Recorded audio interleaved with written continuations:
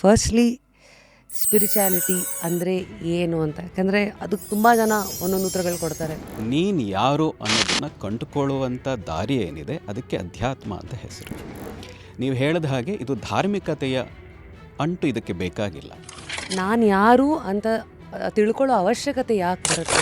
ಇವತ್ತು ಜೀವನದಲ್ಲಿ 90% ಫೇಲ್ಗಳಾಗ್ತಾ ಇರೋದು ಯಾಕೆ ಅಂದರೆ ನಾವು ಈ ರೀತಿ ಬೇರೆಯವರನ್ನು ನೋಡಿ ಬದುಕ್ತಾ ಇರೋ ಕಾರಣದಿಂದಾಗಿ. ಗುರುಗಳಂದರೆ ಯಾರು ನಿಮ್ಮ ಪ್ರಕಾರ? ಭಗವಂತನ ಸೃಷ್ಟಿಯಲ್ಲಿ ಇದು ಕೀಳು ಇದು ಮೇಲು ಅಲ್ಲ. ನೀವು ಕುರಿಯ ಮಾಂಸ ತಿನ್ನಬಹುದಾಗಿದ್ದರೆ ಮನುಷ್ಯನ ಮಾಂಸ ಯಾಕೆ ಆಗಬಾರ್ದು? ಜನ ಯಾವ್ಯಾವ ತಪ್ಪುಗಳನ್ನು ಮಾಡಬಾರ್ದು ಈ ಕುಂಡಲಿನಿ ನಮ್ಮ ಮನಸ್ಸಲ್ಲಿ ಇಟ್ಕೊಂಡು? ಕುಂಡಲಿನಿ ಜಾಗೃತಿ ಆದ ತಕ್ಷಣ ನಮ್ಮಲ್ಲಿ ಇಂತಹ ಸಿದ್ಧಿಗಳು ಬರ್ತದೆ. ಈ ರೀತಿಯ ಹಣ ನನ್ನ ಕಡೆಗೆ ಹರಿದು ಬಂದು ಹೋಗ್ತದೆ, ನಾನು ಕೋಟ್ಯಾಧಿಪತಿ ಆಗಿಬಿಡ್ತೀನಿ.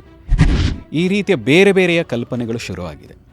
ನೆಗೆಟಿವ್ ಥಾಟ್ಸಿಂದ ದೂರ ಆಗೋದು ಹೇಗೆ? ನಾನು ಯಾವ ದೊಡ್ಡ ಸೈಂಟಿಸ್ಟ್ ಅಲ್ಲ ನಿಮಗೆ ಅದನ್ನು ಪ್ರೂವ್ ಮಾಡಲಿಕ್ಕೆ ತೋರಿಸ್ಲಿಕ್ಕೆ. ಆದರೆ 7 ದಿನದಲ್ಲಿ ನಿಮ್ಮ ಮೇಲೆ ಏನು ಪರಿಣಾಮ ಆಗ್ತಾ ಇದೆ, ನೀವು ಪರಿಣಾಮ ತಾನೇ ಕೇಳೋದು ಸೈನ್ಸಲ್ಲಿ. ಇದನ್ನು ಪ್ರಾಕ್ಟೀಸ್ ಮಾಡಿದಾಗ ನಿಮ್ಮ ಮೇಲೆ ಏನು ಪರಿಣಾಮ ಆಗ್ತಾ ಇದೆ ಅದೇ. ಫುಲ್ ವಿಡಿಯೋನ ನೋಡಿ ಆನ್ ರ್ಯಾಪಿಡ್ ರಾಶ್ಮೀಸ್ ಯೂಟ್ಯೂಬ್ ಚಾನಲ್.